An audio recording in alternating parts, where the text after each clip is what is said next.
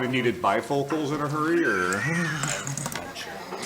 Come on, that was kind of funny, wasn't it? Emergency lenses.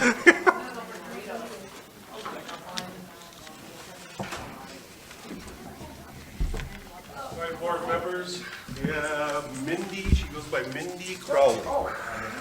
Yes, nice to Mindy, my name's Wade. Nice to meet meet you. you. Nice to meet you. Where'd she go? Watch your cord there. Yeah, I was gonna say. Greg, nice to meet you. Mindy, Hi, Jeff, nice to meet you. And April? I'm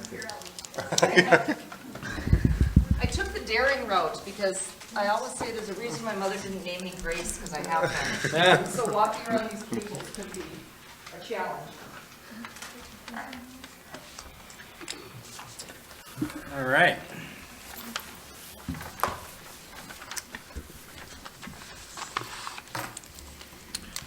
Well, good evening and welcome to La Crescent Hoka Public Schools. Thank you for meeting with us about becoming our school district's next superintendent. As you may know, we will be interviewing several candidates tonight, and it is our intention to have second round interviews on Monday, March 7th. All candidates will be notified by MSBA as soon as the school board has finished our first round of deliberations, which will be tonight. School board members will rotate asking you questions tonight, and we will all be taking notes to assist us in our deliberations. Please know we are listening carefully while we write and do not intend to be disrespectful. Also, we have allocated 1 hour for the interview, and our last question will be whether you have any questions for us. You may use whatever time remains for this purpose.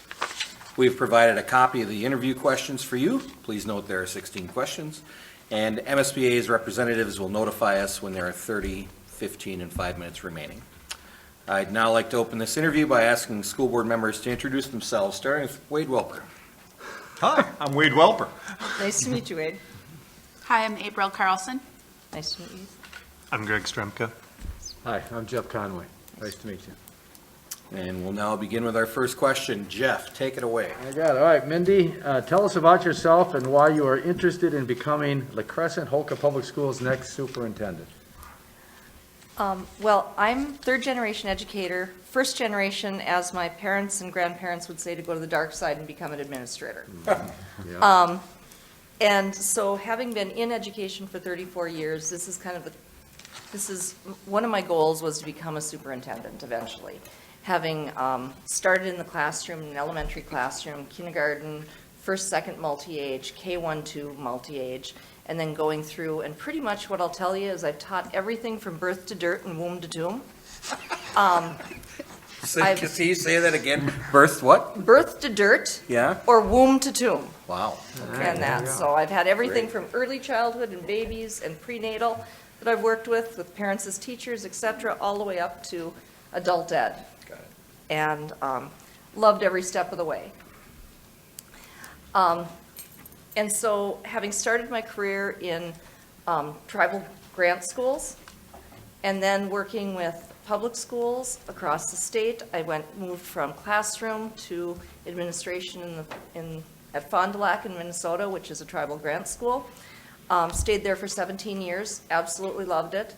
Had a wonderful experience, got to learn and do lots of stuff.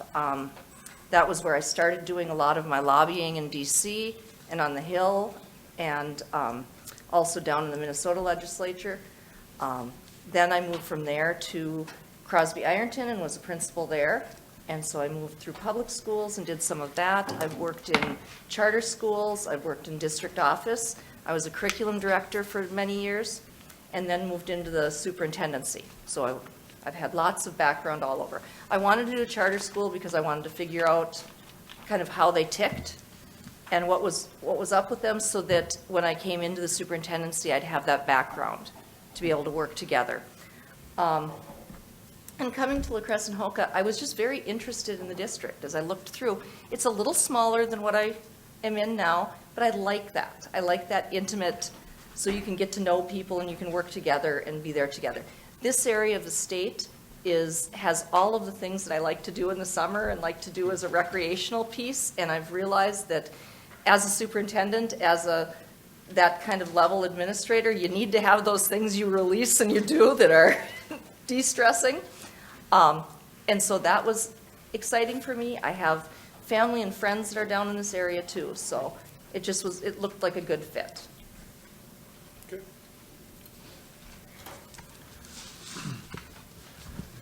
What have you done to upgrade the educational program in your schools under your leadership? And how have you evaluated the results? There are a whole variety of things that I've implemented, everything from bringing in curriculum. In Crosby Ironton, when I was a principal there, I had to bring in all new curriculum because they hadn't changed anything since the early 80s. And I was there in the early 2000s. And so everything was very dated, and the methodology that they were using didn't necessarily work with the kids at the time. So we upgraded 4 different core subject areas in 4 years, which was a fast track for the staff. Moving from there, I did a lot of work with SEL, and I noticed in looking at some of the things with La Crescent, and it's HOCA. Okay, I've said that 3 times differently, I think. But looking at the SEL work you're doing, and one of the things that we started doing in the kindergarten center in Red Lake, I developed a new program and then brought it to the team, and the team worked together with it, and it's called Begindergarten, and then it moved on to First Things First. What we saw is that as our kids were coming in, they weren't necessarily ready to go for kindergarten, and if any of you have worked in kindergarten or worked with kindergartners, it's always kind of a shot in the dark as to which classroom you put them in. You know, best things you can usually do is go, this many boys, this many girls. We're going to try and keep, get some information from parents, and we try and sort kids through in classrooms that way. Well, with Begindergarten, what we did is we did all of the SEL work, and we took academic and had every teacher in the building doing small groups with the kids, and we brought them in for 2 weeks in half-size classes. And so bringing them in that half-size class, we were able to go through the first week and run them through different centers, so we knew how do they play together. Are they still at a parallel play level? Are they doing more collaborative play? How do they interact with each other? Do we have any little hot tempers, or do we have kids that work together, or who are the peacemakers in the group? Also, we can go through with numbers and letters and academics and assess that. Then the teachers met, so that was, you have Labor Day off, one group comes Tuesday, Wednesday, the other group comes Thursday, Friday, and then the next Monday, the teachers all get together and we do whole school cluster grouping. And so at the whole kindergarten grade level, we do cluster grouping, and we put kids together in ways that they will be able to work together more effectively, and teachers will be able to direct that education to the kids. It has worked fabulously. We've been doing this for 3.5 years. It got a little quirky during COVID because the kids weren't coming in at the same time, so we couldn't really do the same thing. But the teachers have said it is the most amazing thing ever. Our attendance in kindergarten increased by well over 60%. We had over 70% less behavioral interactions. And by the end of that 2 weeks, every kindergartner knew every adult in the building. And every adult knew every kindergartner. So we gave them a nice soft start. It worked so well in kindergarten, we moved it up to first grade, and now this coming year, I believe we're going to move it up to second grade. We've also added a reading curriculum, which is read-write.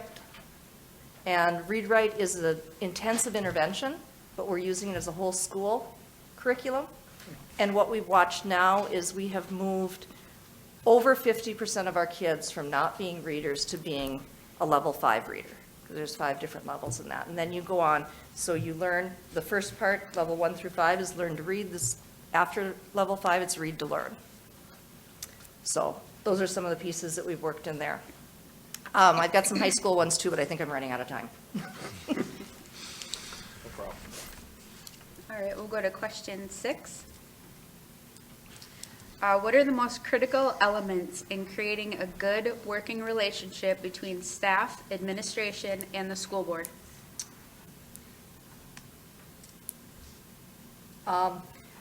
Basically, a basis of honesty and integrity. And so you always work to do what you say and say what you do. Front-end conversations with, this is a we decision, or this is a me decision. And generally, the we decisions that you make as a superintendent are about 70% of the time. You can do we decisions, and everyone can be involved, and everyone has input.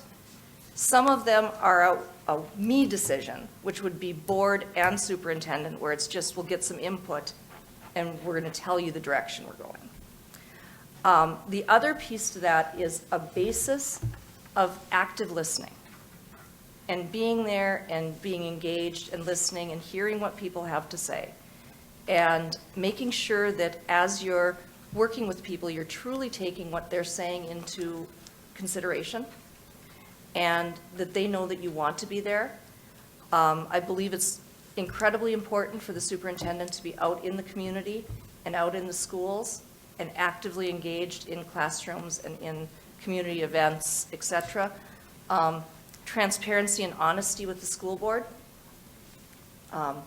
One of the things that I value is when we can have a discussion between myself and the board and be very honest and straightforward. And one of the things that you would find out about me as your superintendent is that if there's a path you're going down, I've been in education for over 34 years. If there's a path you're going down that I see potholes or pitfalls along the way, or there might be an easier path, I will very respectfully say it. But then the other thing I will do is I will do exactly what you've asked me to do to the best of my ability, no matter what. Thank you. Tell us about your previous experience related to directing, planning, building, and implementing a school district budget, including managing budget shortfalls. When I was in Crosby Ironton, I worked with our team of administrators. I was a principal there. And when I started, we were in statutory operating debt. And so I had hands-on experience going through that process of what do you have to do, how do we have to cut. Unfortunately, it was really deep. We were pink-slipping people that had 23 to 30 years experience.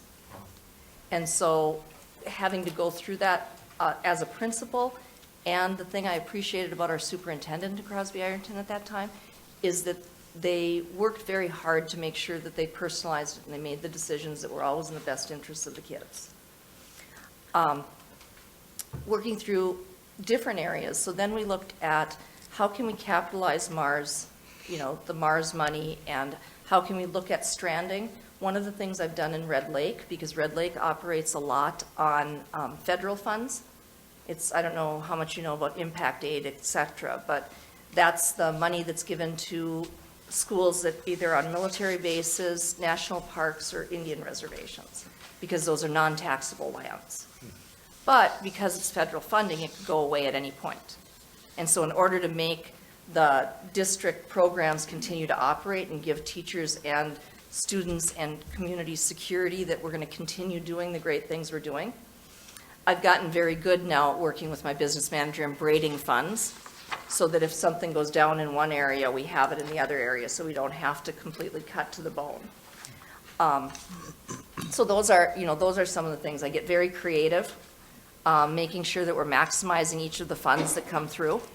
And so if we can, in special ed, there are certain areas where you can do billing and other areas where, you can bill it to 2 or 3 different places, but there are certain areas where you put it in that it's going to be much easier and you don't have to have the maintenance of effort and all the other pieces that go with that. So it's just looking at things very carefully, and so. Thank you. We're looking for a leader who has a record of involvement and visibility in both the district and the greater community. Provide us with examples of how you'll be involved, visible, approachable, and accessible in our district and the greater community.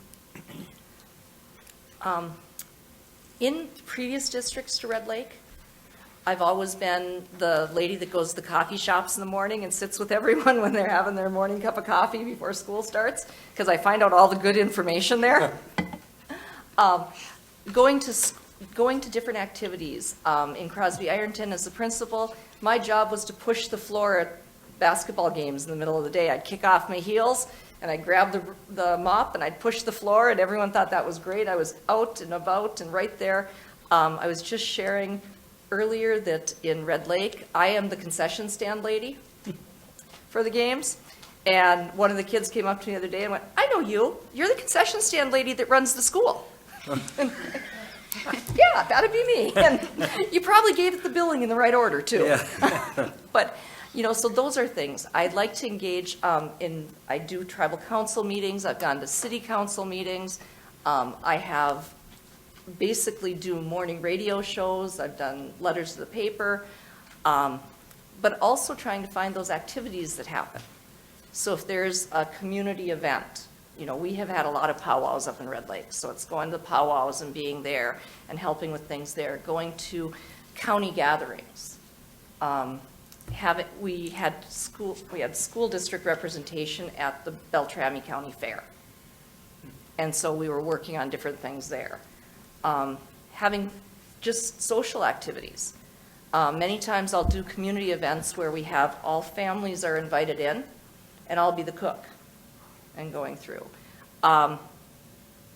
We've done soup with the soup, and so it's an afternoon evening activity where we'll have, a meal, and all the families can come in and we talk about what's going on, and we can do it at different areas. Those I usually do about 4 times a year.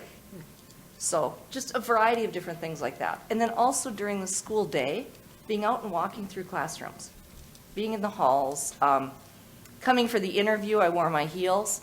Generally, what you'd see me in is I have a little pair of black tennis shoes, and that's what I'm running around in, because then I can go in and do things in the classrooms. And just being engaged that way. Thank you. All right, how would you build trust and collaboration within the school district? Provide us with an example of how you've done that in your current job. To start, you need to just sit and listen. So coming in as a superintendent, within those first 100 days or so, you sit and you make time to meet with different groups, you talk to people, you go out, and as people hear that you're listening and you're there and you share who you are and be transparent about who you are, that starts to build the trust. And like I said earlier, saying what you mean, doing what you say, asking for clarity. Do people understand, did you understand what I'm saying? Because sometimes, depending on the filters people hear things through, you got to make sure that you get through those filters so that they really are hearing what's going on. In the current school that I'm in, or in other schools in Red Lake, one of the things that I did is meet individually with different groups of teachers. Go to the school leadership teams, go to the building leaderships, sit down, talk with them, find out what their goals are. With school board, it's having individual conversations with board members and group conversations with board members. What are your goals? What are your hopes and dreams? How are we going to get there? Asking for what people would feel is successful. How would you like to be judged for success? What are your strengths? One of my strengths is in having those conversations, figuring out what people are really good at and what people are really passionate about, and then also areas that they could grow. And then combining groups of people so that they can support each other in each of the areas and work together for projects. Talking about the Begin to Garden and First Things First again, that's exactly what I did. Sit back, assess, figure out what the need is, and then we pulled the group of teachers together to design that, and the team designed it. It came from the team. I gave them all the support they needed, and now we have a wonderful functioning program. The other interesting thing about that one is it didn't cost a dime. It was just restructuring and rethinking what you're doing. And many times you can move forward with that.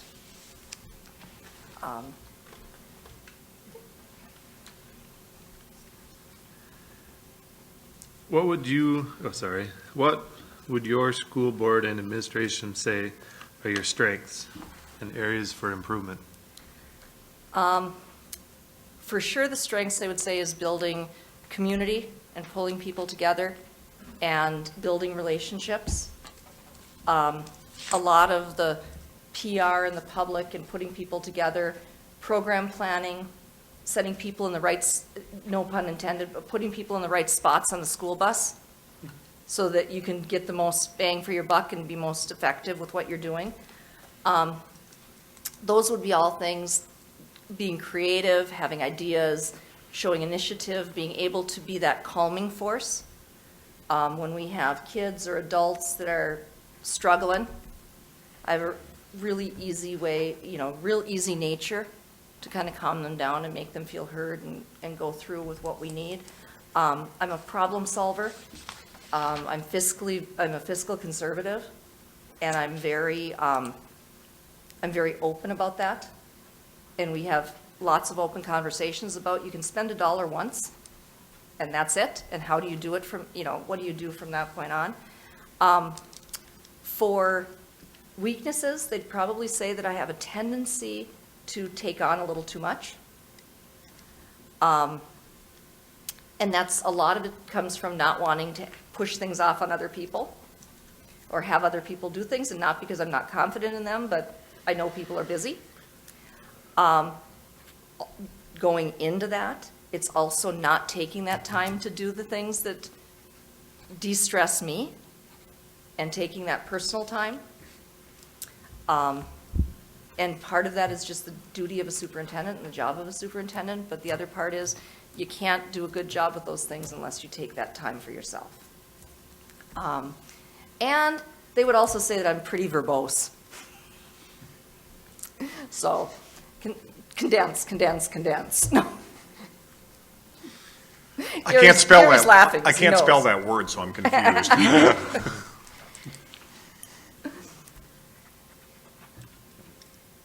Alrighty, we are on question 11. This is a two-parter. How will you lead to ensure that the diverse backgrounds of all members in our school community will be heard and included? And how would you create an inclusive learning and work environment for all members? Okay, basically that goes back to that listening to begin with, and making sure you're identifying and hearing, and some of the groups and some of the diversity.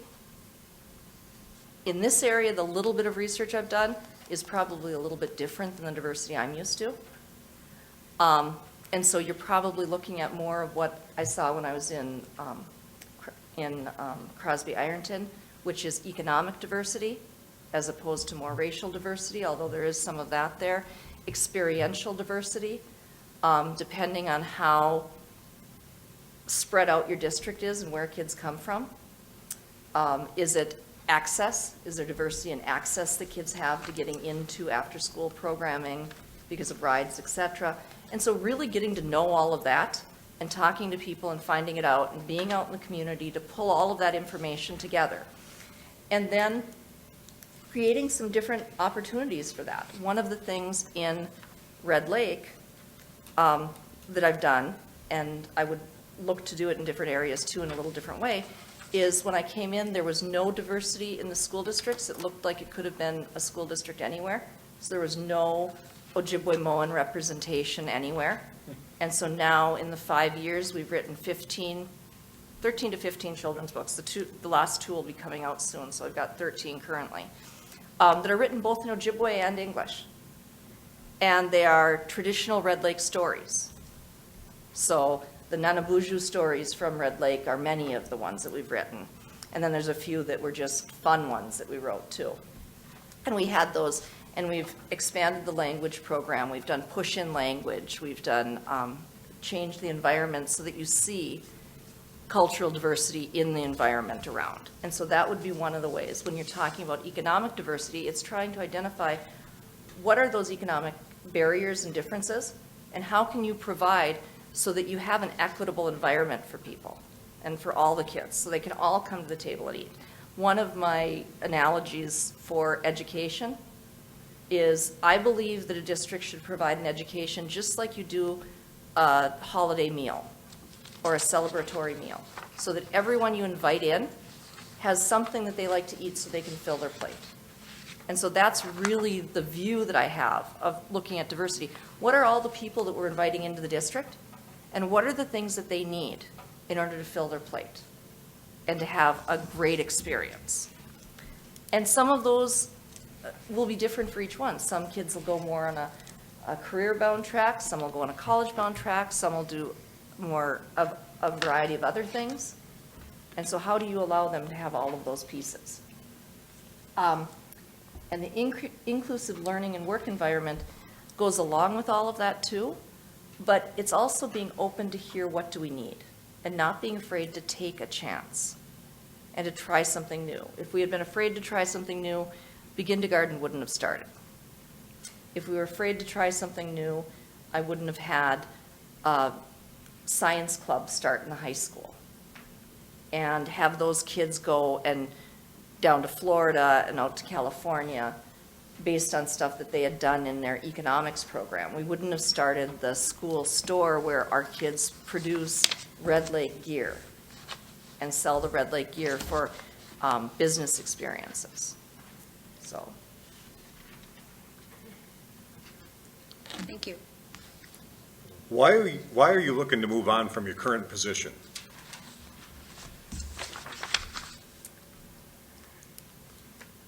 Red Lake is a great district, and it has wonderful background, but it's also very different. Red Lake is one of only 2 closed reservations in the entire United States. So where I can go up every day, and I tell our staff that every day when you drive onto the reservation, you're leaving the United States and you're driving onto the Red Lake Nation. Spending 5 years up there, I have to live well over 35 miles away because that's how big the reservation is, and so I have to live in Bemidji.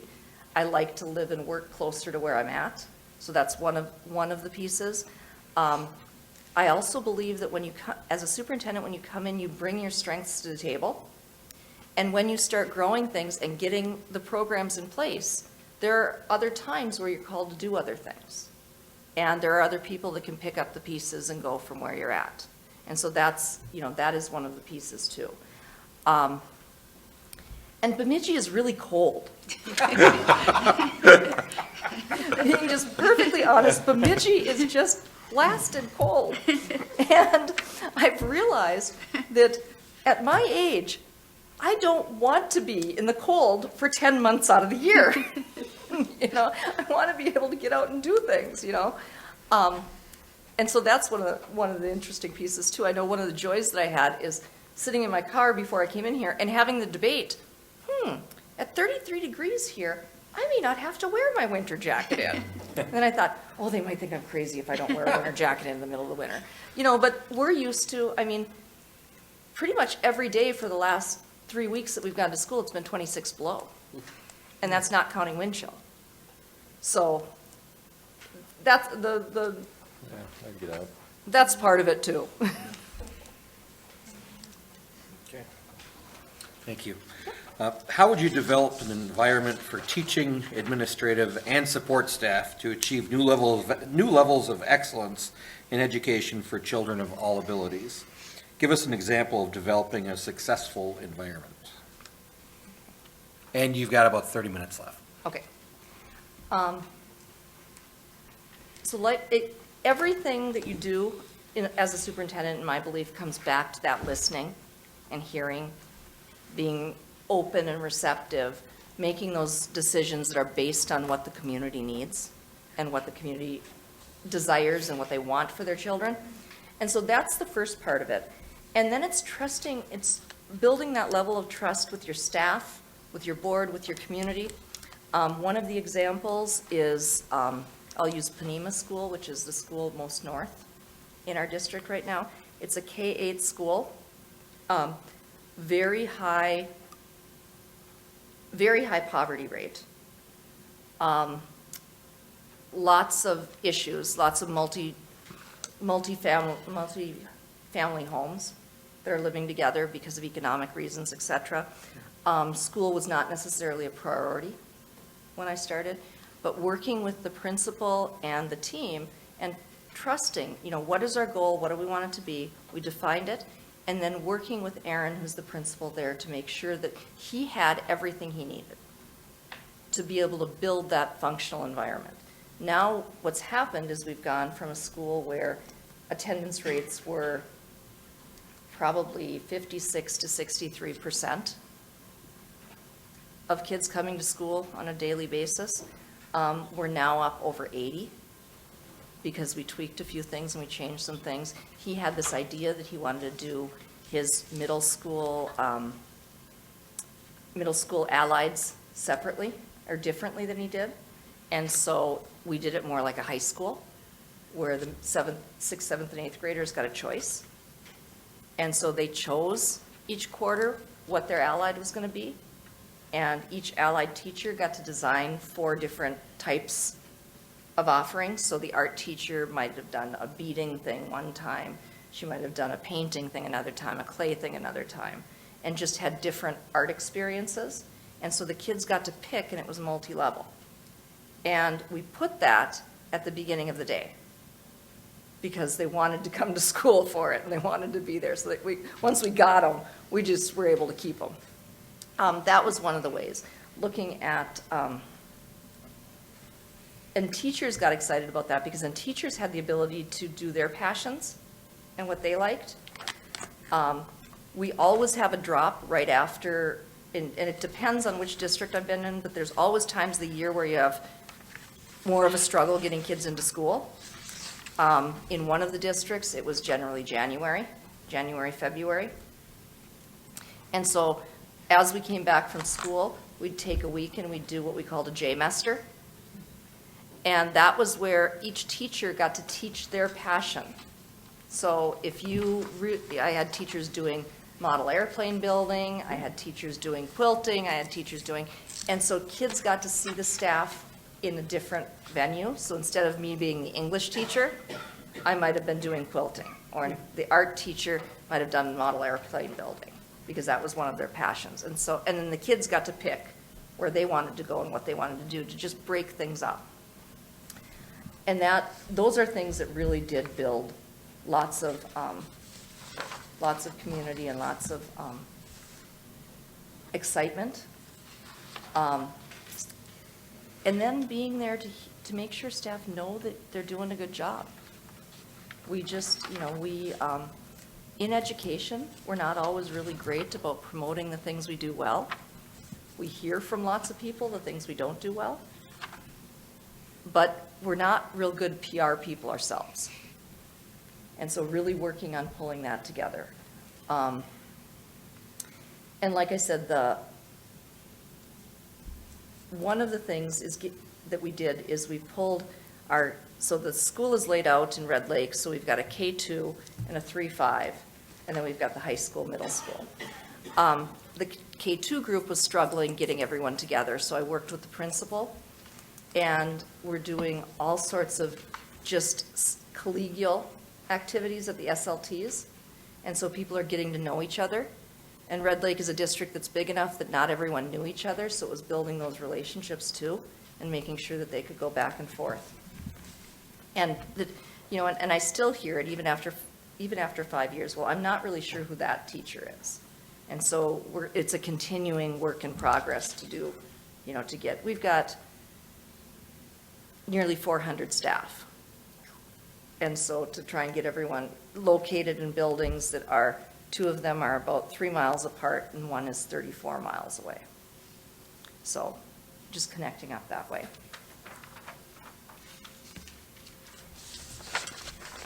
All right. How would you suggest establishing a reasonable balance between budgeting for needed school district improvements and maintaining the fiscal integrity of the school district?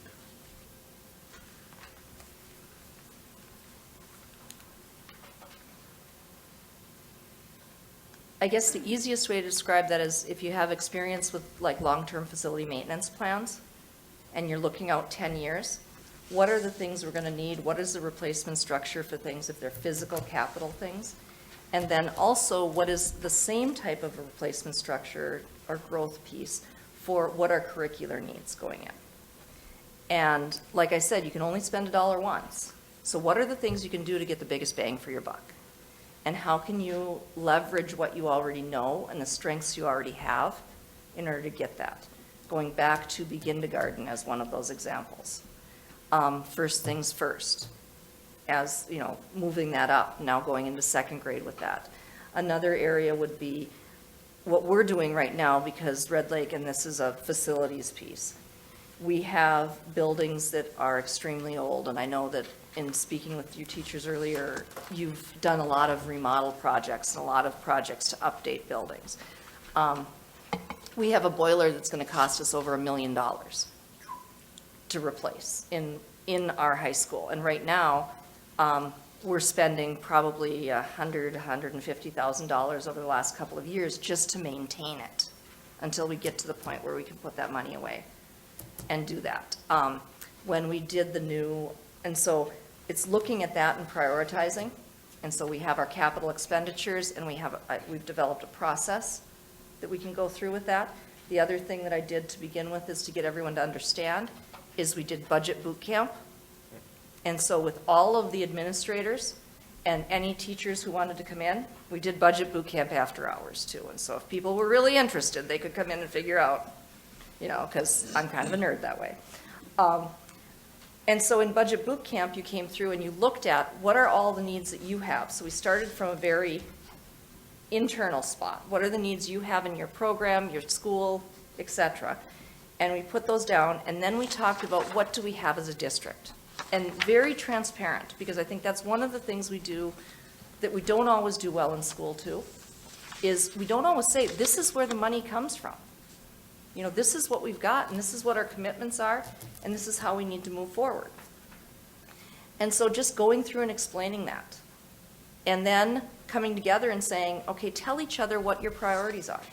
And so we would do that. And then as a team, you look at that, and it was really interesting because as we did that, and the first time we did it, I was really shocked because Mr. Anderson really wanted a sign outside of his high school, one of those lighted signs. He really, really, really wanted it. That's all he'd talk about. But as we went through, he realized that even though I really, really, really want this sign, and I want it before we retire so I can have my name on it as it's Mr. Anderson's sign, the kids in the K through 3 building really needed to have their pipes changed because the building was so old that the pipes were getting all corroded on the inside, and it was getting to the point where we didn't have viable water. And so just talking through those things and then prioritizing it so he could get his sign eventually. But people understood. And so that's that next part is just, you know, really bringing that understanding up and being open with that. Figuring out how you braid funding. So where can I pull from each of these areas in order to make this happen? Okay. Describe your approach to people that disagree with you.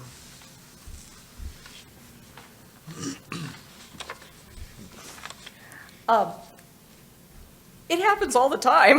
It happens all the time.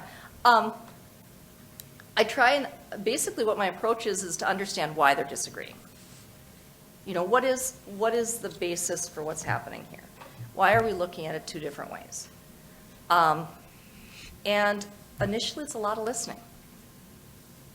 You know, and like I said earlier in the interview, trying to go back and figure out what are those filters people are hearing things through. Depending on the disagreement, there are going to be sometimes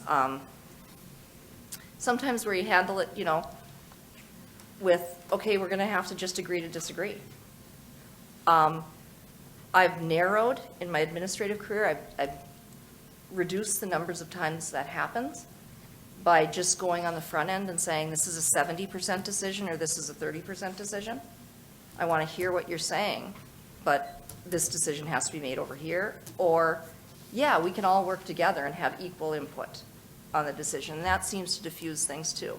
It also helps if you set a good base to begin with, that people know that you're fair and you listen to them. I had a teacher this year who came in. We have clubs after school, and it was the business teacher. It was the one who did the Warrior Nation store. And he got club pay for that. Well, he wanted to have more access to club pay, so a fall and a spring club pay, as opposed to just one time. And so, and he was like, I do all this work, I do all this. And so we had to get through to the point where, I'm not saying you're not doing the work.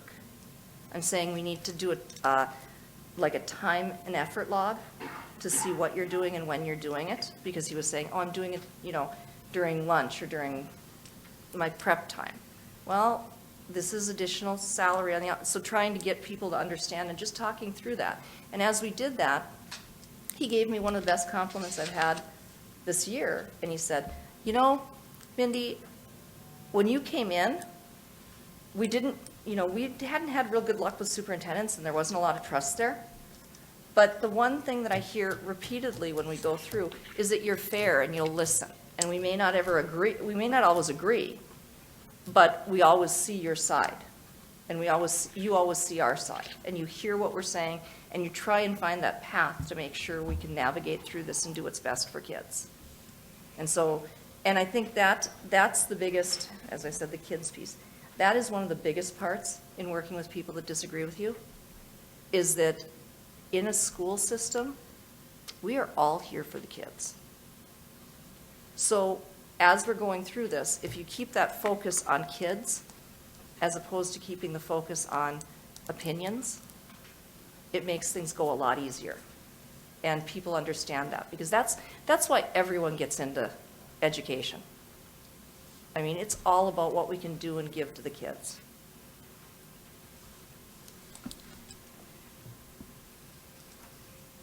Okay, we are on question number 16. Our district has a high percentage of special needs students. How will you improve our special education system? What will be your process, and do you have specific solutions you would like to implement?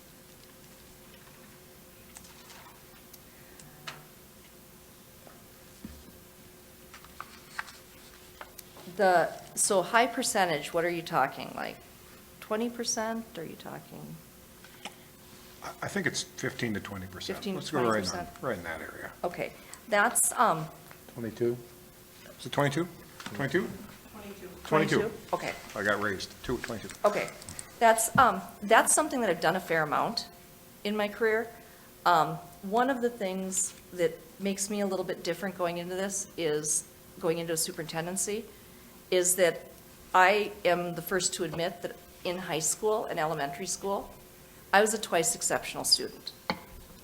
So I was in the gifted program, but I was also in special ed. I have a diagnosed learning disability in written language. For people who know that, there was well over a 40-point discrepancy when I tested. I'm dyslexic. And I've always learned to work with it. Now, on top of that, I also went to college my senior year in high school. I was one of the first people that went through in the post-secondary enrollment options program.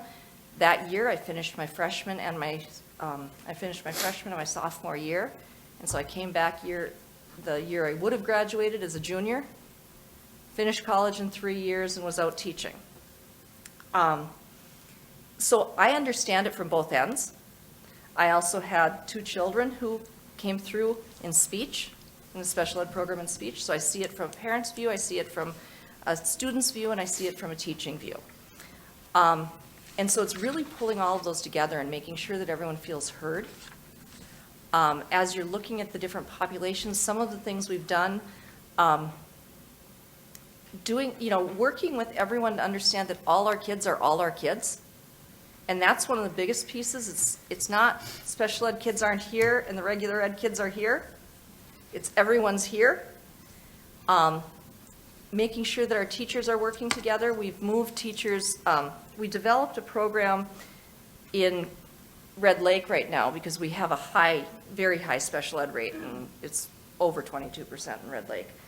And one of the things we did is we also did a tiered emotional support program. So we have tiered programming and we have tiered special ed programming. So we have level 1, 2, and 3 tiers. If I'm a student and I'm struggling and I'm either regular ed or special ed, there's different rooms that we can go to that are calm rooms, and we can calm people down there. And then we can start doing different educational programming and teaching SEL. We work through zones of regulation. We work through some of those different programs to help support that, we've taught the teachers what the zones of regulation are. We've talked about greetings when they first come in. Depending on what's needed for special ed, like our little guys come in, and we have programming where we've had, it starts and goes through, I'm trying to think of how to best describe it. We've got a couple of different rooms and we move them through and it's very tactile. And as they're doing their education and as they're doing their learning activities, they have lots of fidgets and lots of other things to work with, so we work back and forth that way.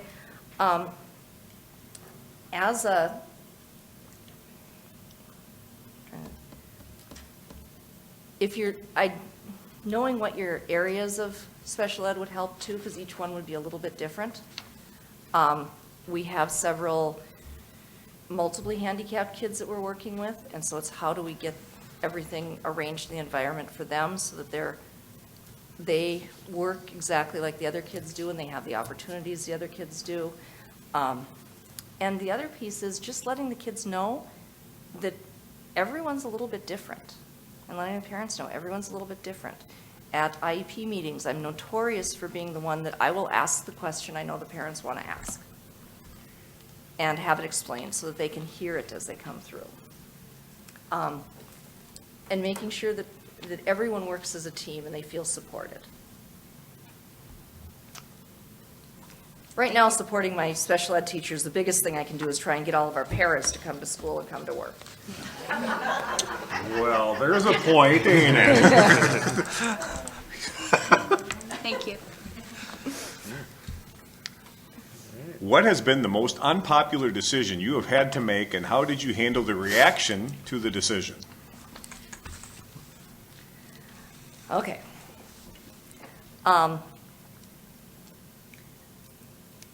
There are different ones, but I'll go with the elephant in the room or in the closet with my career. Okay. I said I worked in Crosby Ironton. I was in Crosby Ironton when they had their strike event. And so I was a principal there. Probably the most unpopular decision I ever had to make was doing exactly what the superintendent and the board at that time directed me to do, which is making sure that the kids were taken care of and the kids' needs were met so the adults could figure out their issues and figure out the contract, and they needed to figure out the contract. The contract was way, way, way, way, way overdue. But in following the direction I was given by my superintendent and the school board, it was difficult for my staff because we had relationships. There were lots of friendships there, and they didn't really understand why I was doing that. Part of that was I had given the district my word that I would do whatever the kids needed. And so the extent of that was kids were able to come back to school. Crosby Ironton had nearly a 50% free and reduced lunch rate, and kids weren't being fed at home, kids weren't being taken care of, parents were losing jobs because the kids were at home. That was an extended period of time. So we opened up the school and we had a safe environment for the kids to come in. The other piece was that it was right at basketball season, state tournament for basketball.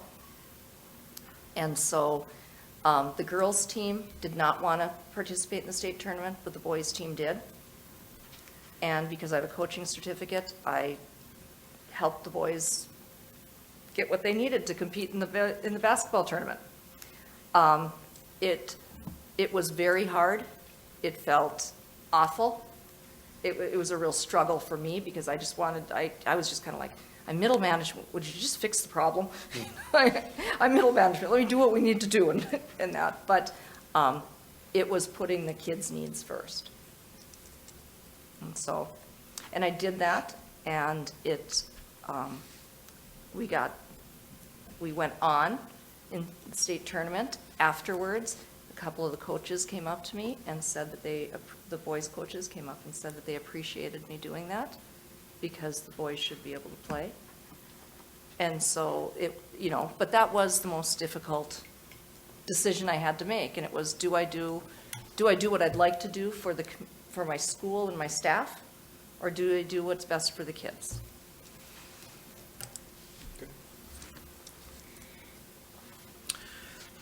Describe a time when you wished you'd been more collaborative with others. What did you do and what did you learn?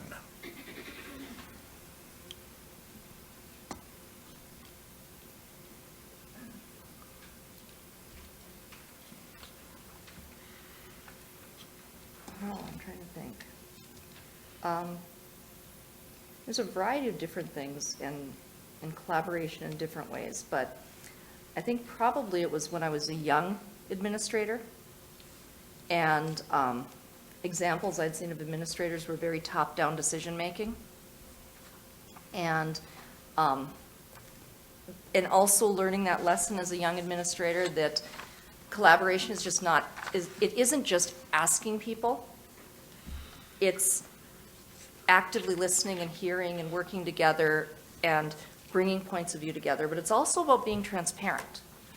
And that's, I go back to the 70-30 thing. I'm very upfront about, yes, this is something we're going to work together on, or no, this is something I just need more background on, and we're going to move it, we're going to do it together. Examples of that would be, like, again, early in my career when I was trying to change curriculum. And curriculum is my background, curriculum is what I do, but maybe not involving as many of the staff or not doing that in a way that everyone was involved. I had a couple of people that worked with me on picking out and choosing a language arts curriculum. And this was very early in my career, and we just kind of came together. I picked out 3 different language arts curriculums that I knew were good and based, we couldn't go wrong with, but that was just a me thing, and I didn't tell anyone. And then they were there, and we had the sales reps demoing the curriculum. And we moved forward and bought it, whatever they, out of those 3, I let them pick, but it was a small group. And then what I realized is that next year, after we had outlaid all of this money to buy this curriculum, 90% of it was sitting on the stage because people weren't engaged in the curriculum that we had gotten, and they didn't know what to do with it. And that was really on me.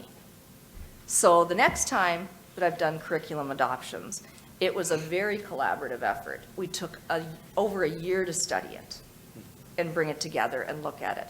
And that adoption right now is the read-write adoption that we have in Red Lake. We had representatives from every grade level, every school engaged. We gave them time off of school to do it, and it has gone over amazingly well. And we are now seeing in that first year the benefits. We also looked at having trainers come in and really do good training with the staff. And so that's kind of a more collaborative piece. It's what do you need to implement this? And the 3 curriculums that we looked at this time came from the staff as opposed to coming from top down. And so, those are those pieces that, in collaboration, it's really working together and learning those lessons. Thank you. You've got about 12 minutes left. What questions do you have for us? One of the questions, because finding a superintendent is really about finding a match.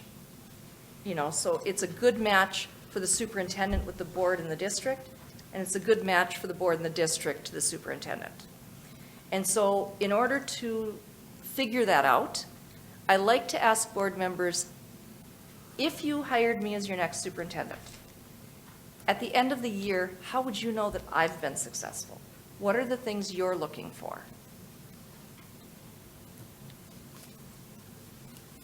Let's start on that side. That's the joy of being the chair. Pass. Easy button. I would say improve school climate. Okay. I think that would go a long way. Could help it.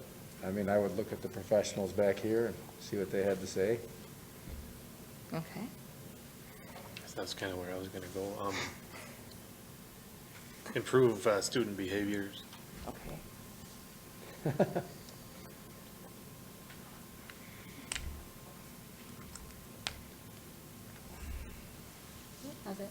That was it. Well, number one, that you're still here. That'd be good. And then, for me, I feel very strongly that our special ed program needs some attention. And I have a son who I would greatly benefit from a improved special ed program. So, and he graduates next year. So. I would like someone that can come in and make an immediate impact, specifically to that area of our district.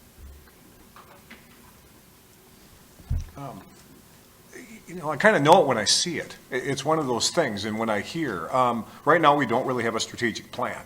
And I think part of it would be, what was the process, how we developed the strategic plan? How are you moving forward with it? How are you updating us? Does it have to get better overnight? No, but are we going through the process of where there is an end, where the best result is the best education for all the students, with the well-motivated workforce that you've brought along for the ride and the board? So I guess I would have to see what your plan is, how you're implementing it, and are we making progress on that? Okay. I like that. You know, Direction focused. A blind hog finds an acorn once in a while. So. Sorry, it's an Caledonia. Well, for me, it would just be gauging how well you'd be able to, I don't know how you want to say that. We've got a lot of tools in the district. We've got brand-new buildings that are being opened up. We've got a tremendous staff. We've had a top-down communication style for multiple years, so I see that as a hurdle that I'd love to see how you would tackle that. I've talked about silos before. We've got two buildings, and I'm pretty certain there's staff who don't know each other between the two buildings, and we're 4 blocks away. Okay. So I think that there's a lot of team building that needs to happen, and I don't know. I guess kind of what Wade said. I'll know it when I see it. Okay. Yeah, there is a phrase about that, but I don't think I'm gonna share it in an interview. The know it when you see it piece, It's a Supreme Court defending obscenity, but we don't need to go down there. Exactly. Fair enough. Okay. Exactly. So another question that I'd have is, and alluded to it a little bit when you said stay. This is a very unique position the district's in right now, having had 3 people in 1 year. I've seen that in my career. Actually, you haven't hit the top of that. When I was a teacher at one of my schools, we actually went through 5 superintendents in 1 year, and one of them only stayed 1 day. So, I mean, it does happen. But what do you see as board members, the challenges now, having experienced this year, coming off of the pandemic, et cetera? What do you see as the big challenges in the area moving forward? I would say bringing it back to one school again, bringing everybody together as a community and having the Lancer Nation again. It seems like everybody's kind of spread out with all the COVID and all the other issues we've been running into.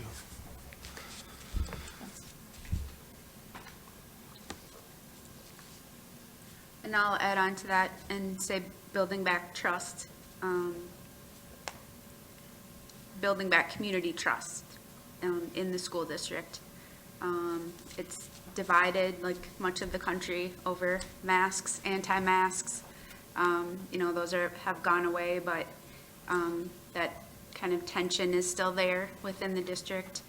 And having kind of one leader that can get us all back to one common goal, which is really what is best for our kids.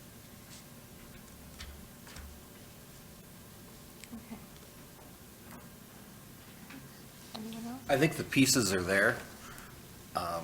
We've addressed the facilities. for many, many years, we were professional fundraisers. We weren't a Board of Education. And now, for the last couple of years, we were construction superintendents, not a Board of Education. And then we were, bureaucratic drones, enforcing mandates and whatnot. So there's a lot of healing that needs to happen, not only just from the pandemic, but just, there's been a definite disengagement from the community and the school district for multiple reasons. And so it's, but the future is bright, I think. In my heart of hearts, I think we're poised for, it's there. Just need the right person to paint the vision and get it executed.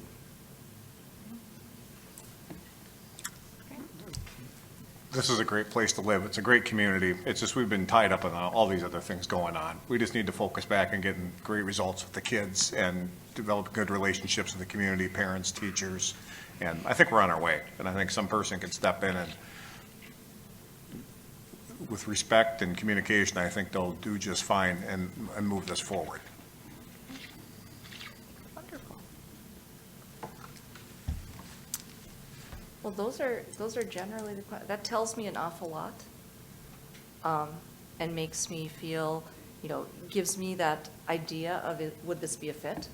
And it looks like it would be a fit. A lot of the skill set that you're looking for in community building and listening and bringing, putting the students first and putting that emphasis on an excellent education for all kids. That's what my career has been about. And so I appreciate the opportunity and the time, and I love the fact that there are so many people in the audience here too. I mean, this is, that doesn't always happen. We did feed them, that's why they're. Oh, there you go, there you go. Well, food is important. It is important. Food is important. Actually, do I have a minute? Yeah. Okay, so one of the other community building things, and I'll just kind of to speak to what you're looking for, one of the things we're dealing with in Red Lake right now is there's an awful lot of community violence happening, and it's youth community violence. We have two groups of youth that originally were, the people involved in them were friends, and then they started quarreling, and it's gotten to be quite extreme, involving community gun play, et cetera, with middle and early high school students. And prior to December, we had at least 18 separate events. And so one of the things that I did is I got together with the Director of Public Safety and the courts, et cetera, and we pulled together some of the other groups in the community that work with kids, FCS, et cetera, and did some planning about safe neighborhoods, and then expanded that and did interviews with elders and had community meetings where we brought, what do you want for your community? And as of February 9th, we just had our first event, which was, we brought in restorative practice circles and a couple of trainers and the two groups, and we had the groups come in different doors, and they sat with, and we had, so Chris and Sterling were in one group, and they did the restorative practice circles, and then we had the brothers in another group, and they're former gang members who have done a significant amount of time in prison, and they worked with this group, and we had school representatives there, et cetera, and after they talked about what their beefs were in their separate groups, we brought them all together, and that's where the food comes in. Because my job in the whole thing was I did a big roast beef dinner, roast beef, mashed potatoes, corn, gravy, and then Slow down. and then all sorts of baking, okay? And that was one of the fun things is as I bring that in and I play that more serve role, I'm very much a servant leader. And so when I'm playing that serving role, I could come in and the two heads of each group were trying to be all tough and macho and, and I knew both of their grandmas. And so I was like, hey, who's this? Who's that? You know, and so grandmas and aunties are big, you know. Knowing grandmas and aunties is important. And so I knew the grandmas and the aunties. And so I asked this grandma, I said, well, who's this handsome young man? And so she told me and introduced me, and he's like, rah, rah, rah. And I'm like, come on, let's get some food. I don't want any food. I said, okay, well, I'm not your grandma and I'm not your auntie, so I can give you dessert first. So let's go over and get the desserts. And then by the end of the meeting, both groups were talking it out, and they came to some conclusions. They wanted to come together again, and so we're planning another meeting. And the violence in the community has subsided for now. Now, it's not an immediate fix, and it's going to take a while, but we were able to tease through some of those things. And it is all about, you know, I really believe it's all about the food and how you approach things and what you do, and being that genuine person. And then after the event, both of the grandmas and the sides of the family came into my office and sat with me for 30 or 40 minutes, telling me what a wonderful thing, and that nobody had ever cared enough to try and get to the bottom of what that beef was.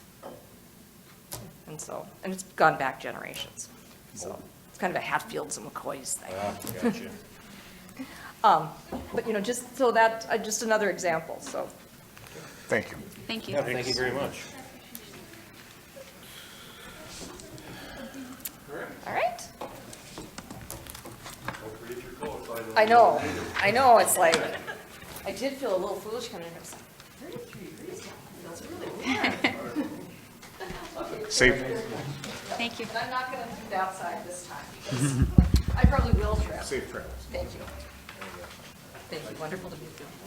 Wonderful to meet you. Great to meet you, thank you.